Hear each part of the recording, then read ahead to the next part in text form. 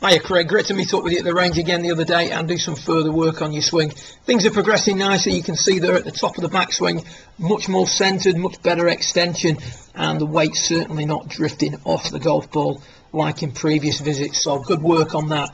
If we look at what's happening during the downswing compared to last time, accumulator 2 still not loading fully, getting released a little bit early, although having said that, that right arm is maintaining its angle, so accumulator 1 is maintaining its angle a little bit longer than before.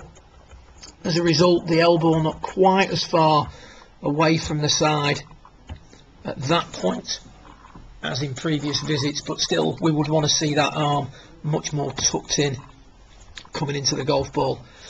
From the radius of the swing is quite wide. You can see the shoulders hunching up as you gain a little bit of height. The pelvis from down the line moves in towards the golf ball, and the low point is a little bit too far behind the golf ball. At impact, the handle location now is too far back and the shaft is angled slightly away from the target. Now remember, when we talked about this in sessions, things that are going to prevent you from hitting the ground behind the ball but also enable you to hit out at the golf ball properly are things such as weight location, handle location, and the circumference or radius of the golf swing. So all three are a little bit compromised at that point. So what we've started to suggest working on is trying to improve this handle location first and foremost, so that we go looking for a slightly different position at impact. As we discussed during your session, there are a number of ways we can approach this. We've tried the approach where we consider what the accumulators are doing, trying to emphasise the way they release or the way they release less during the downswing, maintaining that right arm position a little bit longer and delaying the uncocking of the wrist. And we've made a little bit of progress, but not as much as we'd like. So what we've done is a little bit of work on the flying wedge drill, and what you're going to do in this drill is what I'm demonstrating here on the right. Is you're going to put the weight forward, the handle forward, and then you're going to make some little swings and you're going to try and maintain that position.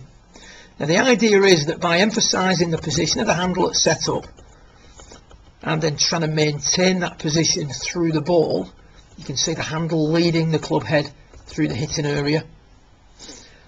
The body will get conditioned to that position and will go looking for that position when it comes to hit the golf ball. Now, once you're conditioned to a certain position of the handle, the accumulators will release in a manner that gets the job done.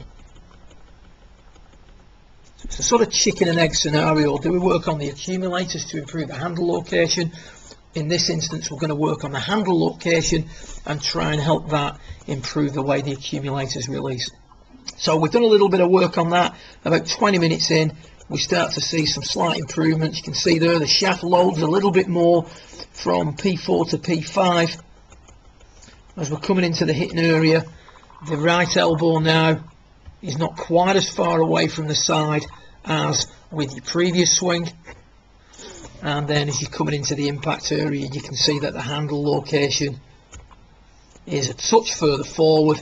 It's now more in the middle of your body as opposed to down the right thigh, and the low point occurs much nearer the golf ball. You can see there that the low point here is happening well behind the golf ball, and on this shot just behind the golf ball.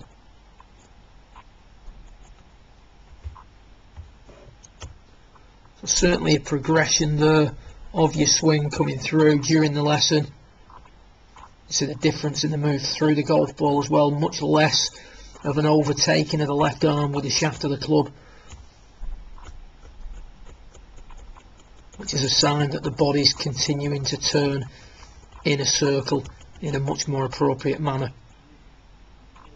See the difference there, just coming into P6, handle of the club a little bit more advanced, arm not quite as far away from the side, elbow a little bit more tucked in, not massively but a little bit, and that in turn is going to help control the radius of the swing. So good improvements during a 20-minute period, and if you continue to work on that flying wedge drill, I'm sure that things are going to improve in regards to the rate at which the accumulators release. Good luck with it, and I look forward to working with you again in a few weeks' time. Well done.